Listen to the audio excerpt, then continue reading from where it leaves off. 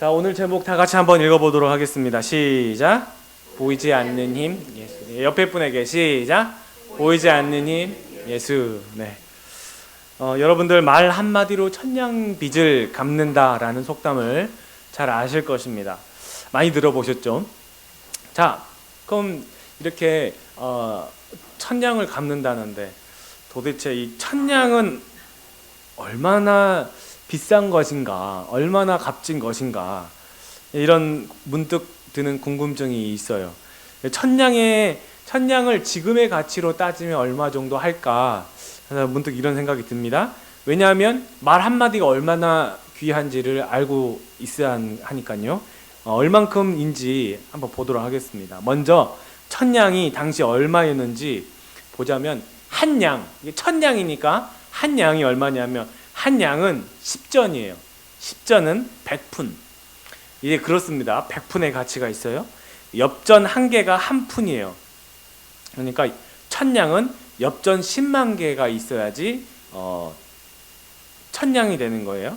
자, 그렇다면 아직 감이 안 오니까 조선시대의 물가로 들여다봅니다. 학자 황윤석 선생님이 남긴 일기 이재난고에 따르면은 머슴의 한 달 월급이 7냥이래요. 7냥. 머슴의 한 달 월급이 7냥. 양반이 입는 고급 누비 솜옷이 4냥.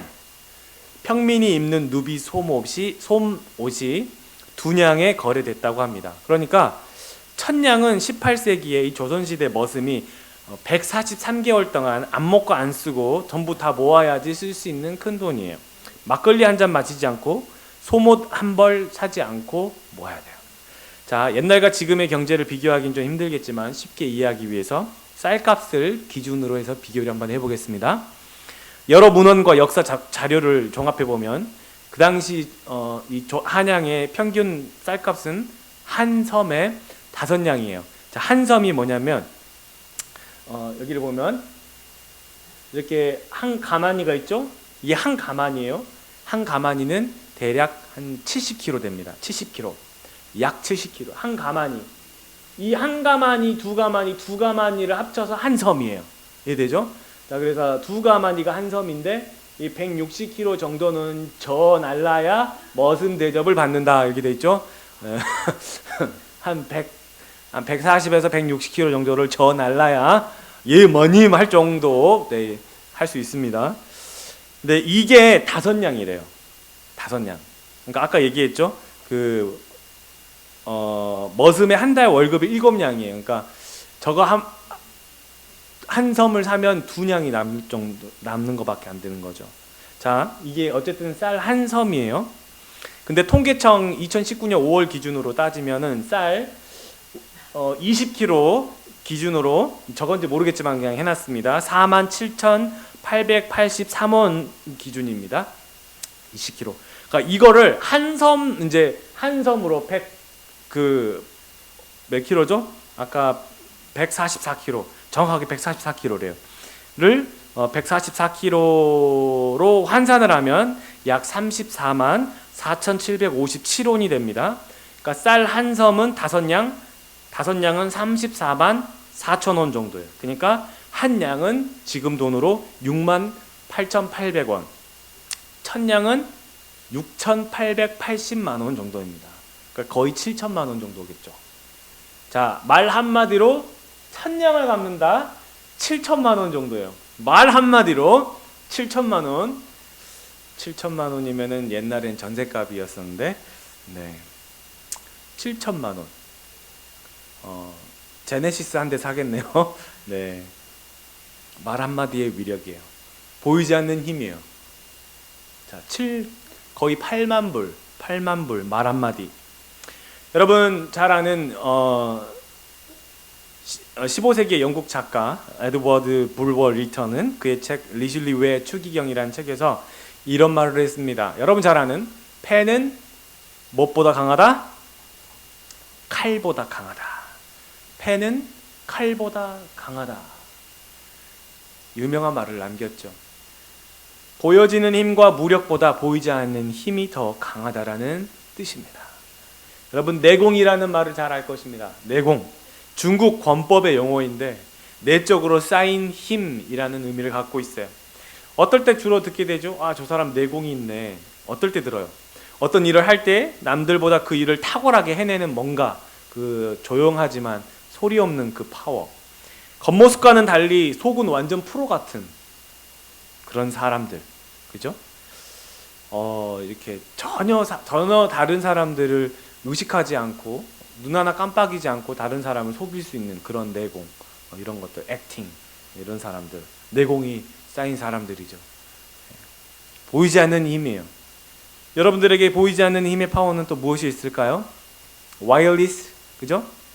랜선을 이용하지 않은 무선 인터넷, 와이파이, 충전 케이블을 이용하지 않은 무선 충전, 그죠? 요즘은 뭐 이렇게 어느 스팟에 딱 차가 그 위를 딱 오면은 자동차가 자동으로 충전을 딱 하는 그런 것들을 이제 개발해서 한국에서 지금 뭐 시험해 본다고 하죠. 한때는 이제 페이스북 회사가 구글하고 뭐 여러 가지 경쟁하면서 태양열로 날아다니는 드론을 이렇게 만들어 가지고 인터넷에 쏴주는 거예요. 그래서 드론 띄워 고산 사막에서도 무선 인터넷. 자, 이렇게 있는데, 그러니까 이제 저기 오른쪽에 보이는 저 드론이 하늘을 날아다니는 거예요. 6개월 동안을 하늘을 나는데 한번 날면 6개월 동안을 안 내려오면서 그 지역을 막 이렇게 날아다니는 거예요. 이게 얼마나 높이 나냐면 이제 보통 일반 항공기가 9km에서 10km 정도 이렇게 높이 뜨는 거가 있어요. 해외로 날아다니는 9km 정도 이렇게 날아다니잖아요. 근데 그것보다 더 높이 한 20km 정도, 지상에서 20km 정도 떠서 거기서 계속 날아. 그러니까 아무런 바람이나 뭐 이런 저항 없이, 거기는 비구름 이런 게 없잖아요. 그냥 해를 계속 보니까 어쨌든 그렇게 충전해가면서 이렇게 날아다니는 건데, 이제 아마존 같은 데나 사막 같은 데는 저런 드론의 드론이 쏴주면 인터넷을 쓸 수 있다 뭐 이런 건데, 2014년도, 2015년, 16년, 17년 계속해서 프로젝트를 진행을 했는데 망했어요. 사업은 사업이니까 수익이 나야지 이걸 진행을 하는데, 생각해봐요. 아마존에 누가 인터넷을 합니까? 그죠? 사막에서 누가 인터넷을, 그냥 아마도 드론이 날아들 정도면은 오지라서 인터넷 사용자가 그만큼 있겠느냐 이러면서 이제 아마 그랬던 것 같아요. 어쨌든 충분히 설득력 있는 그런 이야기 같아요.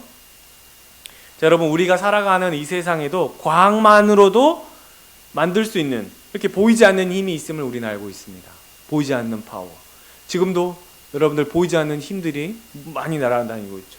지금 뭔가가 빛이 쏴서 프로젝트가 보이고, 뭔가 이 마이크를 통해서 스피커에서 여러분들이 소리를 들을 수 있고, 또 한국에서는 또 이 라이트 빛을 이용해서, 이 주파수를 이용해서 인터넷을 쓸 수 있게 하는 그런 과학 기술도 계속 만들고 있다고 하잖아요. 여러분, 사람도 이렇게 만드는데 하물며 말씀으로 세상을 창조하신 하나님의 힘이 얼마나 크고 강력하시겠습니까? 우리가 믿고 있는 그 하나님은 사람이 만들 수 있는 그런 보이지 않는 에너지의 힘보다 더 강력하신 하나님인 걸 믿으십니까? 내 마음뿐만 아니라 이 모든 사람들의 마음을 주관하시고 움직이시는 하나님, 이 지구를 하나님의 간섭과 통치로 하나도 변함없이, 정말 0.01도도 변하지 않고 계속 같은 자리를 돌고 있는 이 지구와 이 달, 이 태양계, 놀라운 거예요. 놀라운 거예요. 우리가 모든 일을 계획대로 진행된다면, 우리 모든 일을, 이 계획을 안 세울 리가 없고 생각대로 모든 일이 된다면 끝없이 생각을 할 것입니다. 그러나 내가 세운 완벽하고 오차 없는 생각은 적어도 내 생각일 뿐, 나와 함께 하는 모든 다른 사람들은 내 생각과 다르고 동의하지 않을 뿐더러 그들도 그들 나름대로 완벽하고 정말 오차 없는 그런 생각들, 계획들을 주장합니다. 그러니 내 생각대로 안 될 수밖에 없죠. 서로의 생각이 부딪히고 서로의 계획이 어긋나기 때문에 내 생각과 계획이 깎이고 무뎌집니다. 어른이 되면 생각이 없는 것 같아 보이지만, 제가 서서히, 저도 뭐 나이가 많진 않지만 20대 때보다 40대가 돼 보니까 달라지는 거는 계획이 없는 게 아니고, 계획이 없는 것 같아 보이지만 살아온 세월 동안 깎이고 무뎌졌기 때문에 내세우지 않을 뿐이에요. 그걸 주장하지 않아도 또 다른 생각들과 또 다른 좋은 계획들이 있다는 걸 알기 때문에 그걸 허용하고자 남겨두는 거예요. 주님의 방법은 정말 수많은 사람들의 계획을 통해서 온전한 주님의 계획으로 이끌어 가십니다. 내 계획뿐만 아니고 다른 사람들, 여기 계시는 형제님, 자매님들, 여기 계시는 아이들의 모든 계획들을 통합해서 합력하여 선을 이루어 가시는 하나님의 뜻을 발견해 가요. 그러니까 내 계획과 생각이 어설픈데도 내가 만약에 내 계획과 그 생각이 심취해 있으면 다른 게 안 보이는 거예요. 이것만 좋아 보이는 거예요. 왜 내 작품 내가 만들어 놓으면 진짜 좋아 보이고 진짜 이건 대상감이라고 생각을 하잖아요. 그래서 공모전에 응모를 딱 했어. 왜 떨어졌어? 얼마나 속상해요. 그죠? 자기만의 그런 세계에 갇혀 있는 사람들, 자기만의 생각에 갇혀 있는, 내가 이걸 꼭 해야 돼라는 그런 사람들, 심취되어 있는 거예요. 자기 자신에 심취되어 있고 자기 계획에 심취되어 있는 사람들이에요. 그러니까 이를테면 이런 거예요. 너무 갖고 싶은 가방이 있어요. 사고 싶은데 아직 세일을 안 해. 그래서 불 때 할인하면 사야겠다 마음을 먹었어요. 그렇게 한 달, 두 달이 지났어요. 불풀이 왔어요. 근데 사고 싶은 마음이 사라져 버렸어요. 왜냐하면 그것보다 더 필요하고 마음이 쏙 든 가방을 발견했거든요. 우리의 불필요함을 하나님이 제거하십니다. 우리의 죄된 생각, 높아지려는 마음을 제거하세요. 하나님 없이 살아도 괜찮다는 계획을 무너뜨리십니다. 그리고 오직 예수로 살아가도록 당신의 지혜로 우리의 서투른 계획들을 보충하시고 보완하십니다. 그리고 나의 서투른 계획을 나의 주변에 있는 사람들을 통해서 돕는 배필들을 만나게 하시는 거예요. 돕는 사람들을 만나게 하셔서 내 계획들을 보충하게 하시고 보완하게 하시는 거예요. 나에게 누군가가 조언을 해주고 누군가가 충고를 해주고 누군가가 기도를 해주는 그런 귀한 이야기들이 있다면 하나님이 해주시는 것일 수 있어요. 오늘 본문에 큰 왕이 인구가 적은 작은 성을 포기했다고 합니다. 별 볼 일 없는 성이라는 것을 보여주는 거예요. 그런 별 볼 일 없는 성에 가난한 지혜자가 살고 있었대요. 지혜자도 그렇게 가진 것이 별로 없는 사람인 것 같습니다. 지혜자. 자, 그러나 그가 지닌 내공은 별 볼 일 있는 사람이었어요. 그의 지혜로 그 성읍을 건졌대요. 구원했다는 뜻이에요. 가난한 지혜자가 큰 왕을 상대로 승리한 거예요. 지혜가 힘보다 낫다고 말씀을 하고 있습니다. 펜이 칼보다 강하다는 것처럼 지혜가 힘보다 낫다고 말씀합니다.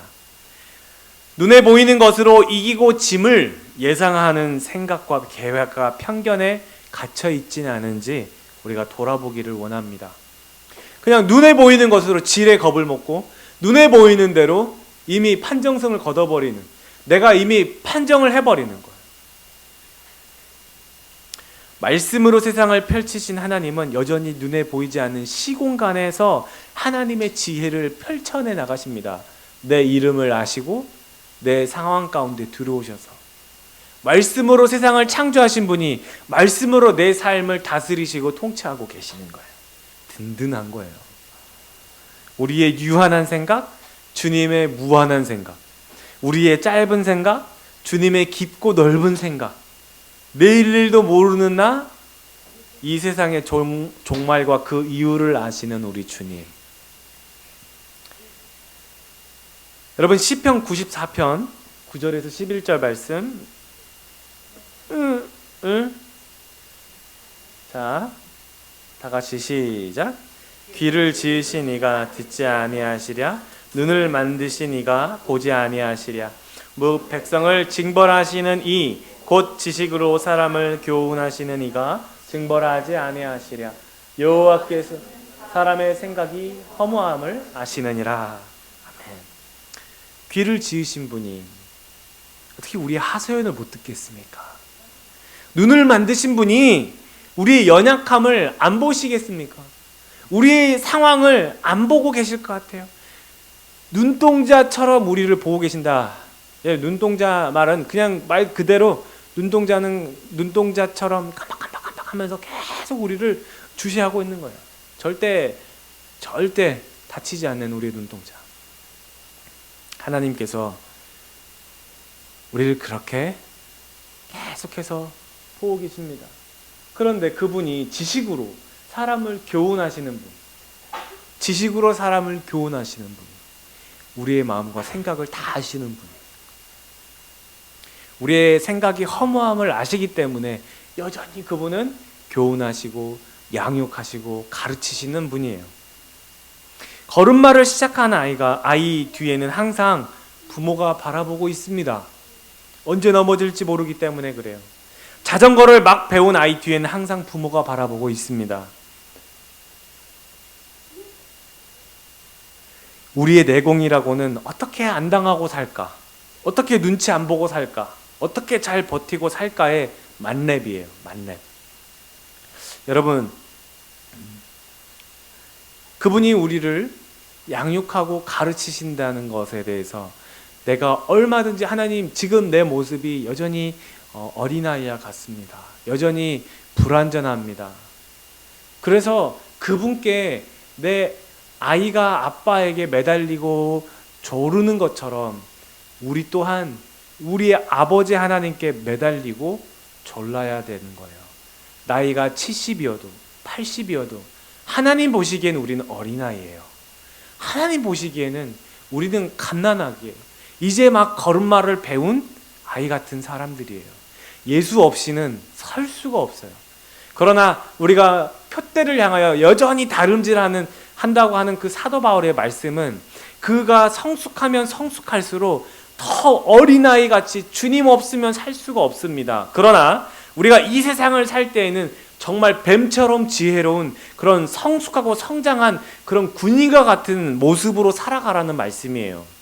그래서 나는 어른이야 라고 하나님 앞에 나는 어른이야 라고 살아가는 그런 모습이 아니고 주님 앞에서는 정말 갓난아이 같이 어린아이 같이 주님 없으면 살 수 없습니다 하는 그 가난한 마음, 정말 그 배고픈 마음으로 살아가라는 뜻이고, 이 세상을 살 때는 군인과 같이 뱀처럼 지혜로운 그리스도인으로 살아가라고 말씀하고 있는 거예요. 개선 행렬을 하고 있는 로마의 군인들처럼 살아가라는 뜻이에요. 그리스도의 향기를 뿜어내는 사람처럼 살아가라는 거예요. 사랑하는 여러분, 내공 만렙이 쪼렙에게 알려주기 위해선 쪼렙과 같은 모습으로 오셨어요. 만렙과 쪼렙을 모르시는 분이 계실 것 같은데, 랩은 레벨입니다. 레벨이의 레벨, 1레벨, 2레벨 그 수준이 이제 초자 레벨을 이제 쪼렙이라고 하고, 만렙은 이제 레벨이 가득 찬 사람을 보고 이제 만렙이라고 합니다. 제일 오락 제일 잘하는 사람은 이제 만렙. 이제 시작한 비기너는 쪼렙이라고 이렇게 하는 거예요. 여러분, 그 주님이 진짜 쪼렙에게 사람의 생각이 허무함을 알려주시려고 인간의 몸으로 오셨어요. 그리고 그분이 먼저 그의 나라와 그의 의를 구하라고 가르쳐 주시면서 서로 사랑하라. 내가 너희를 사랑한 것 같이 사랑하라. 그렇게 하시면서 가난한 지혜자로 오신 거예요. 가난한 지혜자. 그런데 세상은 이 가난한 지혜자가 큰 왕을 이겨버렸음에도 가난한 지혜자를 기억하지 않는데요. 왜요? 왜일까요? 가난해서 그런 거예요. 세상은 가난한 걸 기억하지 않아요. 지혜로 이겼는데 가난해서 잊어버린 거예요. 겉모습이 화려하고 웅장하고 큰 왕과 같이 무력을 사용했더라면 아마 이 지혜자는 정말 지금 솔로몬과 같이 아주 역대급으로 유명하고 전설에 남는 그런 사람이 있을 수도 있겠습니다만, 오늘 본문에 나온 지혜자는 가난한 지혜자예요. 아무도 그를 기억하지 않는데요. 그가 세상을 구원했음에도 기억하지 않는데요. 가난했기 때문에 그래요. 그런데 우리 주님은 그렇게 가난한 모습으로 오셨어요. 그렇게 쪼랩과 같은 모습으로 우리 가운데 오신 거예요. 그래야지 우리와 같은 숨을 쉬고, 우리와 같은 연약함을 아시고, 우리와 같은 아픔을 아시고, 우리와 같은 상황을 이해하실 수 있기 때문에 그런 거예요. 세상은 겉모습의 만렙을 좋아하지만 내곡은 쪼렙이어도 괜찮다고 합니다. 세상이 주장하는 거예요. 내곡은 쪼렙이어도 돼. 겉모습만 만렙이야. 여러분, 쪼렙 같은 만렙, 가난한 지혜자, 우리 주 예수께서 우리 가운데 오셨습니다. 그분의 사랑에는 희생과 헌신이 있었습니다. 화려하지 않았으나 무게가 있었고, 높은 지위는 없었으나 권세가 있었고, 부하지는 않았지만 풍성한 사랑이 그에게 있었어요. 지혜가 무기보다 낫습니다. 사랑이 명령보다 낫습니다. 십자가가 율법보다 낫습니다. 그분의 오심은 율법을 폐하러 오심이 아니요 율법을 완전케 하러 오셨기 때문에 그래요. 은혜는, 긍휼은 죄를 이기고 남습니다. 여러분, 뭐가 은혜예요? 어떤 게 은혜예요? 뭐가 은혜일까요? 뭐가 은혜일까? 내가 살아가면서 어떤 게 은혜일까? 반대로 뭐가 죄예요? 뭐가 죄예요? 곰곰이 한번 생각해 보세요. 죄가 있는 곳에는 은혜도 없습니다. 예수가 있는 곳에는 죄가 없습니다. 긍휼은 이기고 남아요. 그분의 사랑은 이기고 남습니다. 우리의 모든 것을 덮어버려요. 긍휼은 우리의 모든 약함을 덮어버리세요. 긍휼이 없는 곳에는 은혜도 없습니다. 보이지 않는 힘, 그 예수께서 저와 여러분의 삶 깊이 다가오셨고 위로하시고 격려하고 칭찬하십니다. 수많은 역사 중에 수많은 나라들이 생기고 멸망했지만 우리 주 예수 그리스도는 지금도 살아계시고 영원하시고 우리 마음에 역사하셔서 우리의 계획과 생각에 불필요한 것들을 제거하시고 주님 보시기에 심히 좋은 것들을 완성해 가시고 계십니다. 그리고 오늘도 나와 같은 사람들, 내 주변에 있는 믿음의 사람들을 붙여주셔서 합력하여 선을 이루시는, 그 또 다른 믿음의 사람들을 통해서 또 다른 나의 계획을 보충하고 보완하시면서 하나님의 계획을 이뤄가게 하십니다. 여러분, 우리의 모든 삶에 우리 주님이 인도하고 계시고 이끌고 가십니다. 주님이 나의 힘이요 예수를 붙드는 귀한 에베네셀의 모든 우리 성도님 되시기를 예수님의 이름으로 축원합니다.